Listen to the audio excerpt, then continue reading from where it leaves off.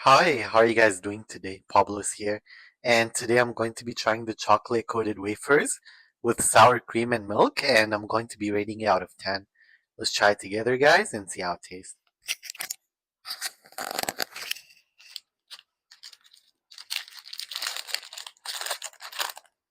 Oh my gosh, let's try it.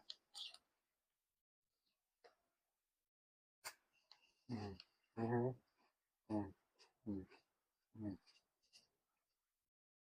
It has the chocolate inside, as you can see. It's very crunchy, and it has a crispy texture to it. And it kind of tastes like a chocolate wafer, and it's very chocolatey. Mm, mhm, mm, mm, mm, mm, mm, mm, mm, mm,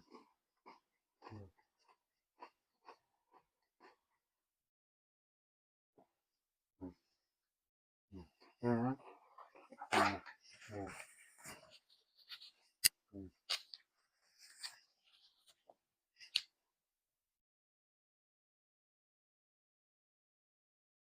Overall, I give the chocolate coated wafers with sour cream a 10 out of 10.